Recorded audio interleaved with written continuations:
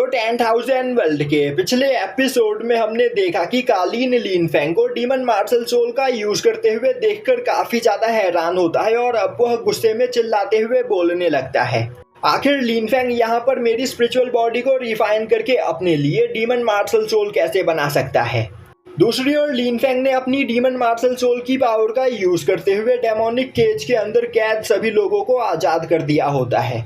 वहीं पर यह सब कुछ देखकर स्पिरिट क्लैन की लीडर भी काफी ज्यादा परेशान होती है और अब वह बोलने लगती है, आखिर लिन फेंग इतनी आसानी से यहाँ पर सभी लोगों को कैसे आजाद कर सकता है।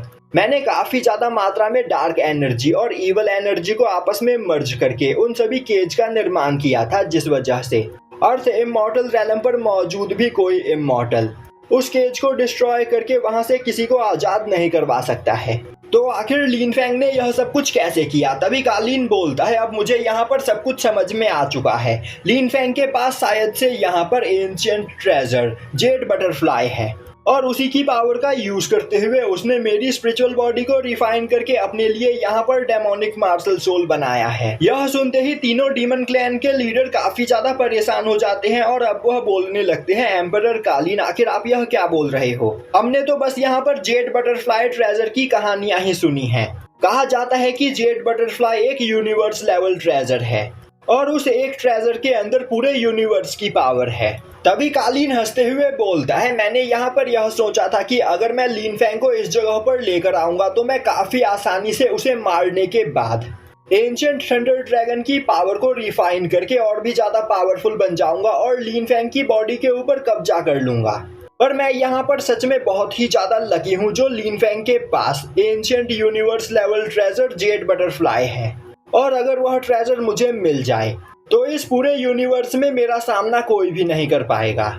तो सच में मैं यहाँ पर काफी ज्यादा लकी हूँ। यह बोलते हुए वह एक पोर्टल खोलते हुए लिन फेंग को अपनी ओर खींचने की कोशिश करता है। दूसरी ओर यह सब सुनकर तीनों डीमन क्लैन के लीडर्स काफी ज्यादा डर चुके होते हैं। अब दिखाया जाता है कि अचानक से लिन फेंग के पीछे एक पोर्टल खुलता है और अब उस पोर्टल के अंदर से कालीन का हाथ निकलते हुए लिन फेंग को पकड़ने की कोशिश करता है। पर उसी वक्त लिन फेंग अपने वॉइड पोर्टल का यूज करते हुए वहां से टेलीपोर्ट हो जाता है।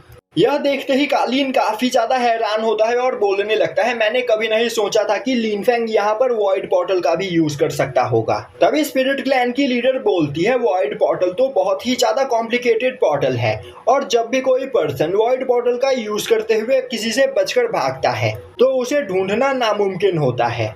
कालीन हंसते हुए बोलता है, तुमने बिल्कुल सही कहा, वॉइड पोर्टल काफी ज्यादा खतरनाक चीज है जो किसी को भी उसकी मर्जी के हिसाब से कहीं पर भी टेलीपोर्ट कर सकती है और अगर किसी ऑर्डिनरी इमॉर्टल का सामना वॉइड पोर्टल यूजर से हो तो वह उस वॉइड पोर्टल यूजर को कभी नहीं ढूंढ पाएगा। पर मेरे सामने लिन फेंग की यह टेक्निक काम नहीं करेगी। यह बोलते हुए कालीन भी अपने वॉइड पोर्टल को वहां पर खोलता है और अब वह अपनी एक स्पिरिचुअल बॉडी को लिन फेंग को पकड़कर लाने के लिए भेज देता है। दूसरी ओर हमें दिखाया जाता है कि लिन फेंग सभी लोगों के साथ वॉइड पोर्टल के रास्ते डेमोनिक एरिया से बाहर जाने की कोशिश कर रहा होता है। तभी साउटियान उसके पास आते हुए बोलता है, मास्टर, शायद से यहाँ पर कोई हमारा पीछा कर रहा है। अब लिन फेंग जैसे ही पीछे मुड़कर देखता है उसके पीछे कालीन की एक जाइंट स्पिरिचुअल बॉडी होती है और अब वह स्पिरिचुअल बॉडी लिन फेंग के ऊपर अपने एक स्पिरिचुअल स्पीयर से अटैक कर देती है। पर तभी लिन फेंग अपने पास से अपने डीमन रिफाइनिंग पॉट को बाहर निकालते हुए उसके अटैक को डिस्ट्रॉय करते हुए कालीन की स्पिरिचुअल बॉडी को वहां पर रिफाइन कर लेता है, जिससे कालीन की रियल बॉडी वहां पर इंजर्ड हो जाती है। यह देखकर सभी डीमंस परेशान हो चुके होते हैं। तभी कालीन गुस्से में चिल्लाते हुए बोलता है, आखिर तुम्हारी हिम्मत कैसे हुई मुझे यहाँ पर हर्ट करने की, और तुम्हें क्या लग रहा है तुम मेरे डेमोनिक रैलम से बचकर निकल सकते हो। यह बोलते हुए वह अपनी पावर का यूज करते हुए अपने वॉइड पोर्टल से लिन फेंग के वॉइड पोर्टल को डिस्ट्रॉय करने लगता है। अब यह देखते ही थंडर ड्रैगन लिन फेंग से बोलता है, लिन फेंग, तुम्हें अभी तुरंत सभी लोगों को अपने साथ लेकर वॉइड पोर्टल से बाहर निकलना होगा, वरना यहाँ पर सभी लोग मारे जाएंगे। यह सुनते ही लिन फेंग सभी लोगों को अपने साथ लेते हुए उस जगह से बाहर निकल जाता है और अब वह अपने 12 पेटल लोटस को बाहर निकालते हुए सभी लोगों को उसके अंदर प्रोटेक्ट करता है, जिससे आसपास मौजूद डेमोनिक एनर्जी से उन सभी लोगों को कोई भी नुकसान ना हो।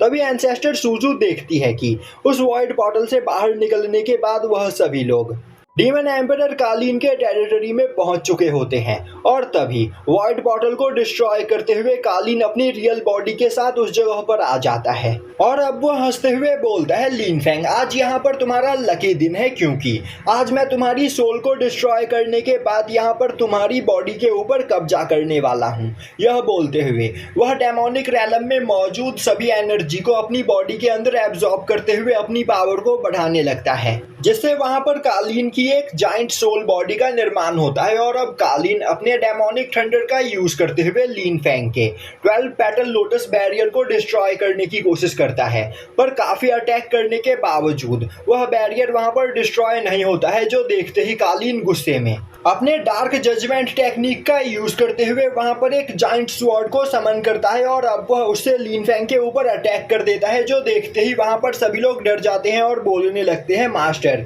आपको जल्द से जल्द यहाँ पर कुछ करना होगा वरना इसी जगह पर हम सभी लोग मारे जाएंगे। तभी अचानक से लिन फेंग के सोल सी के अंदर से निकलते हुए थंडर ड्रैगन बाहर आता है और बोलता है, बेवकूफ कालीन, तुम्हें क्या लग रहा है तुम यहाँ पर मेरे सक्सेसर को नुकसान पहुंचा सकते हो और मैं तुम्हें इतनी आसानी से लिन फेंग की बॉडी के ऊपर कब्जा करने दूंगा। यह बोलते हुए वह उस जाइंट स्वॉर्ड के अटैक को वहां पर ब्लॉक करने लगता है।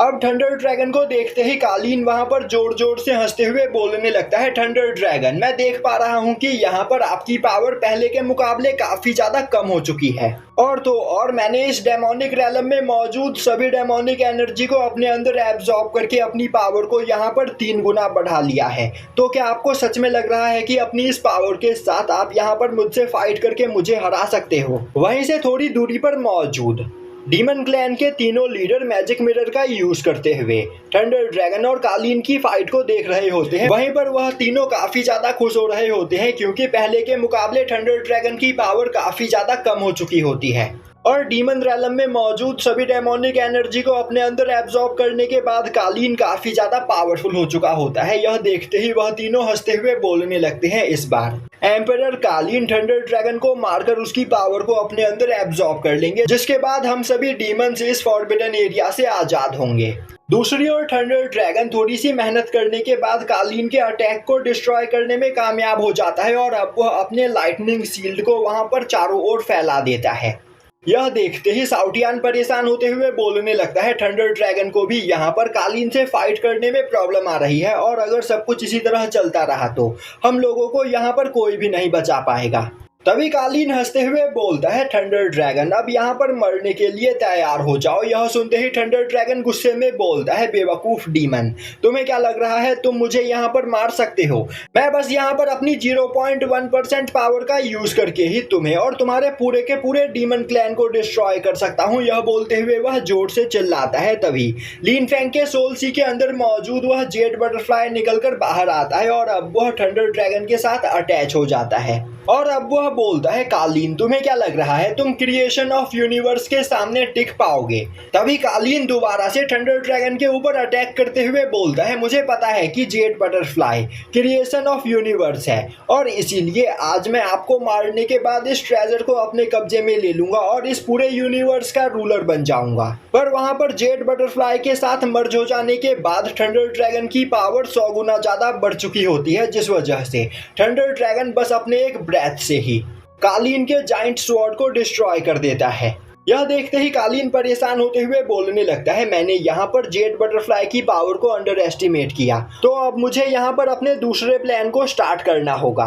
पर तभी धुएं के बीच से निकलकर अचानक लिन फेंग उसके सामने आता है, जो देखकर कालीन को कुछ भी समझ में नहीं आता है। तभी लिन फेंग अचानक से अपने पास से डीमन रिफाइनिंग पॉट को बाहर निकालते हुए कालीन को वहाँ पर रिफाइन करने लगता है। यह देखते ही कालीन गुस्से में चिल्लाते हुए बोलता है, तो तुम मुझे यहाँ पर कैद करना चाहते हो? बच्चे, तुम्हें क्या लग रहा है तुम इतनी आसानी से मुझे कैद कर सकते हो? मैं तुम्हारे इस ट्रेजर को डिस्ट्रॉय कर दूंगा और इसकी पूरी पावर को भी अपने अंदर एब्जॉर्ब कर लूंगा। यह बोलते हुए वह अपने डेमोनिक फ्लेम से डीमन रिफाइनिंग पॉट के ऊपर अटैक करता है। पर तभी वह देखता है कि उसके डेमोनिक फ्लेम का डीमन रिफाइनिंग पॉट के ऊपर कोई भी असर नहीं हो रहा होता है, जो देखकर उसे कुछ भी समझ में नहीं आता है।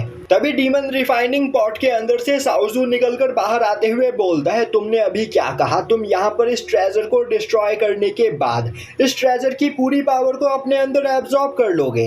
क्या तुम्हें सच में लगता है कि तुम मुझे मारकर मेरी पावर को अपने अंदर एब्जॉर्ब कर सकते हो? अब वहाँ पर साउजू को देखते ही कालीन काफी ज्यादा परेशान हो जाता है और बोलता है, यह कोई नॉर्मल ट्रेजर नहीं बल्कि एंशिएंट डीमन रिफाइनिंग पॉट है।